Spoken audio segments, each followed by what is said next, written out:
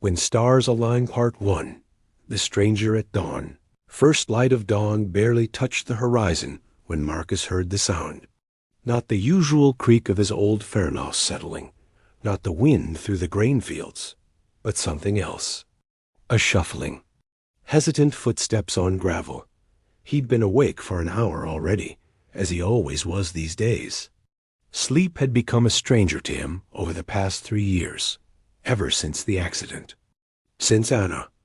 He pushed the thought away and reached for the plasma rifle he kept by the door, more from habit than genuine concern. Out here on the edge of the Epsilon colony, visitors were rare, and those who came usually meant trouble. Through the frosted window, he saw her. She stood at the gate, swaying slightly, and for a moment, Marcus thought she might collapse.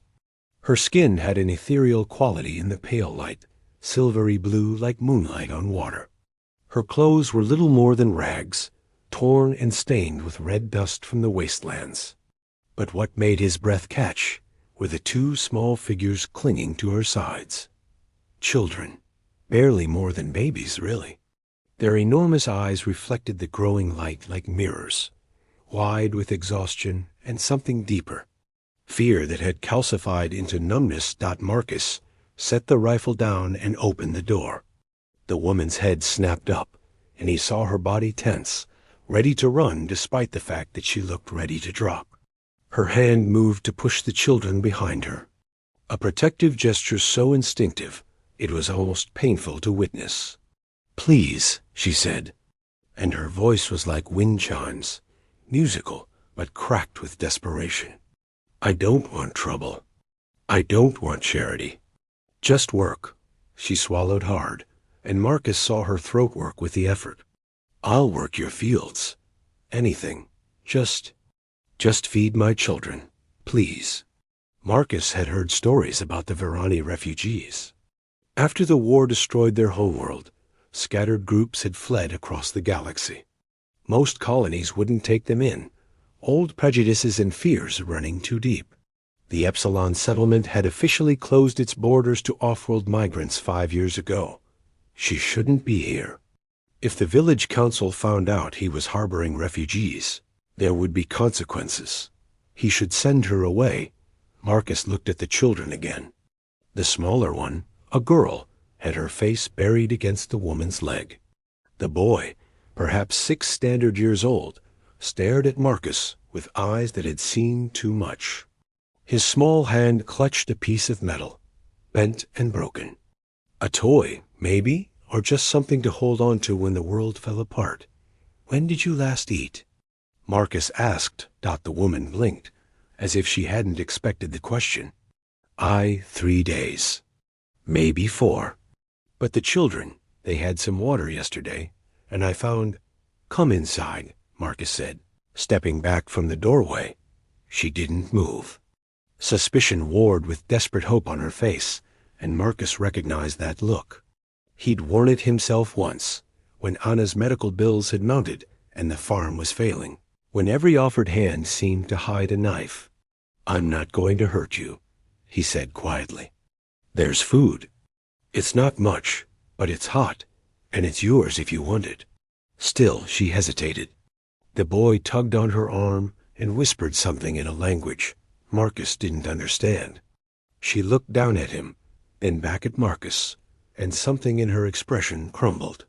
"Thank you," she breathed, and limped through the gate. Up close, Marcus could see the extent of her injuries. Bruises mottled her arms, some fresh, others fading to yellow-green. Her feet were wrapped in cloth that had once been white, but was now brown with dried blood. She moved like someone who'd learned to push through pain as a matter of survival. Inside the farmhouse, Marcus gestured to the old wooden table. "Sit, I'll make breakfast." The woman lowered herself into a chair carefully, as if afraid it might disappear. The children pressed against her sides, the girl's thumb in her mouth, the boy still clutching his broken toy. Marcus moved through the kitchen with practiced efficiency. Protein bars would be faster, but he found himself pulling out eggs from his henhouse, real vegetables from his small garden plot, bread he baked 2 days ago. He worked the old stove, letting the familiar motions calm his racing thoughts. What was he doing? He lived alone for a reason. He'd built walls around his life, around his heart, because it was safer that way. Easier. No one to lose. No one to disappoint. But when he set the plates on the table and saw the way those children's eyes widened, the way they looked at their mother for permission before touching the food, something inside him shifted. "Go ahead," the woman said softly, and the children fell on the meal like starving animals, which, Marcus realized with a sick feeling, they were got the woman didn't eat. She watched her children, and tears tracked silently down her cheeks. "You too," Marcus said, pushing a plate toward her. She shook her head. "I should work first." "You've been too kind already, and I eat," Marcus said, more firmly this time. "We'll talk about work after you've got food in you." For a long moment, she just stared at the plate. Then, with shaking hands, she picked up the fork and took a bite. Her eyes closed, and a sound escaped her that was half sob, half laugh. "Thank you," she whispered again. "Thank you. My name is Cerise. These are Finn and Mira. I know we're not. I know humans don't usually." She trailed off, unable to finish. "Marcus," he said, "and I don't care what humans usually do." They ate in silence after that, broken only by the quiet sounds of the morning waking up outside. Birdsong filtered through the windows. The sun finally crested the horizon, spilling gold across the fields. Marcus had planted alone, had tended alone, had planned to harvest alone. He'd gotten used to solitude, had convinced himself he preferred it. But watching Cerise help her children eat, seeing the way the tension slowly bled from her shoulders as she realized no threat was coming, Marcus felt something he'd thought was long dead stir in his chest. Hope, maybe. Or something more dangerous. When the children had eaten their fill and were nodding off against their mother's sides, Cerise looked up at Marcus. Her eyes were remarkable, he noticed, shifting colors like oil on water. Silver and blue and violet. "The work," she said. "What do you need done?"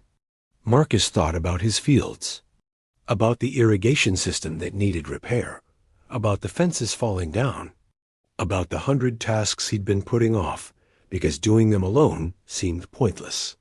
"First," he said, "you need rest. All of you. There's a spare room upstairs. It's dusty, but the bed's clean." "I can't." "You can," Marcus said. "We'll figure out the rest later. But right now, your children need sleep in a real bed, and so do you." Cerise looked like she wanted to argue, but exhaustion won. She nodded, gathering the drowsy children in her arms. Marcus led them upstairs to the room that had once been meant for the children he and Anna would never have. "I'll be right outside," Cerise said to Finn and Myra as Marcus pulled back the blankets. "Right on the floor. I won't leave." "There's another bed across the hall," Marcus offered. "You don't have to." "I do," Cerise said simply, and he understood. She needed to be close to them, needed to know they were safe. He left them there. Myra and Finn burrowed under blankets. Cerise curled on the floor beside the bed like a guardian and went back downstairs. His coffee had gone cold, and the morning chores were waiting. But Marcus sat at his table and stared at nothing. His life had been neat, controlled, painful, but predictable. And in the space of an hour, 3 strangers had walked through his gate and turned everything upside down. The smart thing would be to feed them, give them supplies, and send them on their way before anyone in the village noticed. Before he got attached. Before it hurt when they left, because everyone left eventually. That's what he should do. Marcus finished his cold coffee and stood. He had fields to tend, animals to feed, and now 3 unexpected guests to figure out. He should send them away. He knew he wouldn't. Outside, the sun climbed higher, and in the distance, the mountains stood silent witness to choices made at dawn, to kindness offered when it shouldn't be, to the first small crack forming in a wall, built to keep the world out. Or perhaps, Marcus thought as he walked toward his fields, to keep himself in. Marcus was mending the fence along the eastern pasture when he heard footsteps behind him. He turned to find Cerise standing there, her silvery blue skin luminescent in the afternoon sun. She'd changed into some of Anna's old clothes he'd left outside the spare room. A simple work shirt and canvas pants that were slightly too large on her slender frame. "You should be resting," he said, setting down his tools. "I've rested enough." She looked at the fence, then at the tools scattered at his feet. "Show me what needs doing." Marcus studied her face. The haunted desperation from this morning had eased somewhat, replaced by a quiet determination. Her eyes, those remarkable shifting colors, met his without flinching. "Your feet," he said, noticing she was still barefoot. The makeshift bandages stained through. "Will heal faster if I keep moving," she replied. "I've learned that much." He wanted to argue, but something in her expression stopped him. She needed this, he realized. Needed to feel useful, to prove her worth. He understood that need better than most. "All right," Marcus said, handing her a pair of work gloves. "But we're getting proper boots on you first. And actual bandages." 20 minutes later, Cerise stood in boots that had belonged to Anna, her feet properly wrapped, learning how to splice fence wire. Her hands were quick and clever, adapting to the task with surprising ease. "You've done farm work before," Marcus observed. "Different kind," Cerise said, concentrating on the wire. "On Vera's, before the bombardment, my family grew crystal moss in the deep caves. Different tools, same principles. Everything needs tending." It was the first time she'd volunteered information about her past. Marcus kept working, giving her space to continue or retreat as she needed. "The children," she said after a moment. "They're still sleeping. I checked before I came out. Finn hasn't slept more than a few hours at a time in weeks. Always on watch, even though he's too young for that kind of burden." "He's trying to protect his family," Marcus said quietly. "That's not about age. That's about love." Cerise's hands stilled on the wire. "They're not actually mine. Not by blood. Does that matter?" "To some people." She looked up at him. "To most people where I've been." Marcus thought about the empty nursery upstairs, about the child he and Anna had lost before it ever drew breath, about how biology seemed like such a small thing compared to the weight of caring. "Not to me," he said. They worked in comfortable silence for a while, the sun warm on their backs, the mountains watching from the distance. Marcus found himself stealing glances at Cerise, noticing the graceful way she moved despite her injuries, the concentration on her face, the small smile when she successfully completed a splice. "There's a village about 10 kilometers west," Marcus said eventually. "I need to go in tomorrow for supplies. You should stay here. Keep out of sight." Cerise's hands tightened on the fence post. "They don't welcome Verani." "No," Marcus admitted. "They don't? Then why did you take us in?"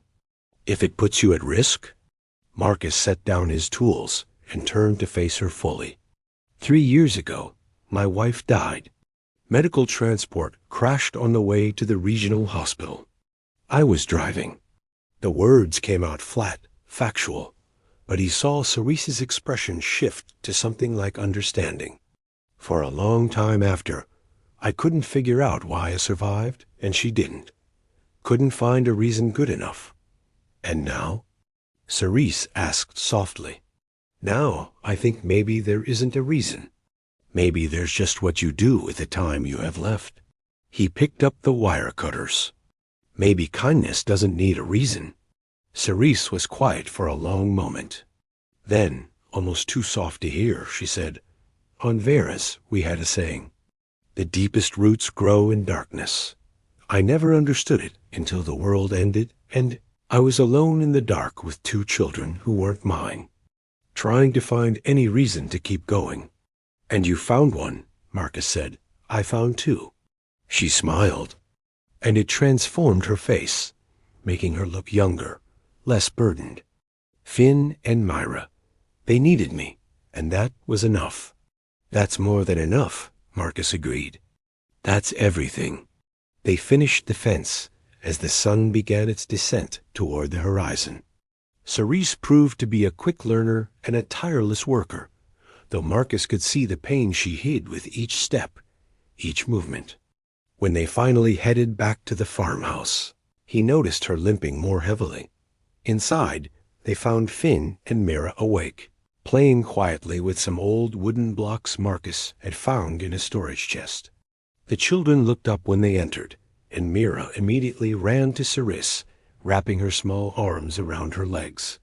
We were good, Finn announced proudly, standing straighter.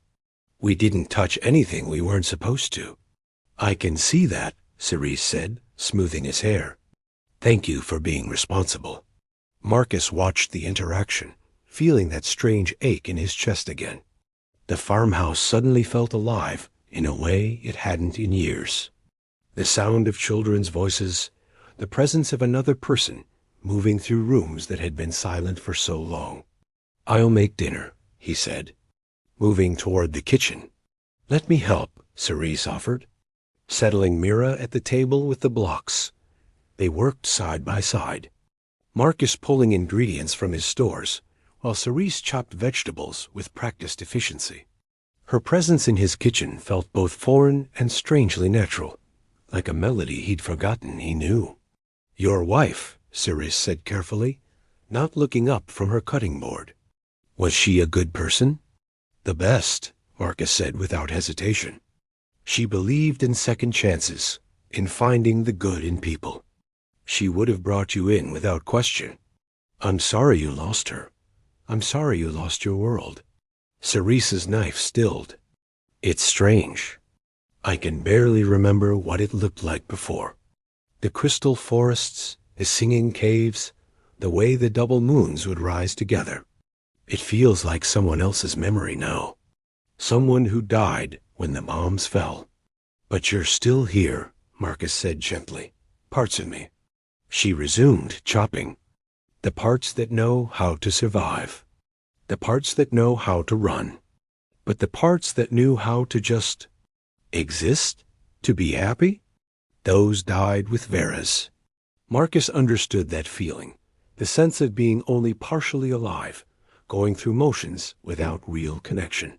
He'd felt that way since Anna died, until this morning when three strangers appeared at his gate and reminded him what it felt like to be needed. Dinner was simple but filling. A stew made with vegetables from the garden and preserved meat from Marcus's stores. Finn and Mira ate with better manners this time, though still with the intensity of children who'd known real hunger. Myra kept reaching out to touch Cerise's arm, as if reassuring herself that she was still there. After dinner, Marcus built up the fire while Cerise cleaned the dishes despite his protests. The children played on the floor, and for a brief moment, the farmhouse felt like a home again, instead of just a place to wait for morning. Tell me about the farm, Cerise said, settling into the chair across from Marcus. The children had curled up on a blanket near the fire, Myra already drowsing against Finn's shoulder. What do you want to know? Everything. What you grow, what the land needs, what you love about it. She smiled slightly. I need to know what I'm working for. So Marcus told her about the grain fields that stretched toward the mountains, about the vegetable gardens that Anna had started and he'd maintained, about the chickens and the two stubborn goats that refused to stay in their pen. He told her about the irrigation system that needed constant attention, about the soil composition, about his plans for expanding the orchards. And Cerise listened with genuine interest, asking questions that showed she understood farming, even if the methods were different from what she'd known. Her eyes sparkled when he described the harvest season, and she laughed, actually laughed, when he told her about the goat's latest escape attempt. The sound of her laughter did something to Marcus, cracked something open inside him that had been sealed shut for 3 years. "You really love this place," she observed. "I do," Marcus admitted, "even when it breaks my back and empties my account and gives me nothing but trouble. It's mine. It's real. It's something I can control when everything else falls apart." "I envy that," Cerise said quietly. "Having something that's yours. A place that wants you there." "You're here now," Marcus said, "for as long as you need." Cerise looked at him then, really looked at him, and Marcus felt something pass between them. Recognition, maybe. Two broken people finding unexpected shelter in each other's presence. Why? She asked. Why risk everything for strangers? Marcus thought about his answer, about the easy lies he could tell. But Cerise deserved honesty. Because when Anna died, people avoided me. They didn't know what to say, so they said nothing.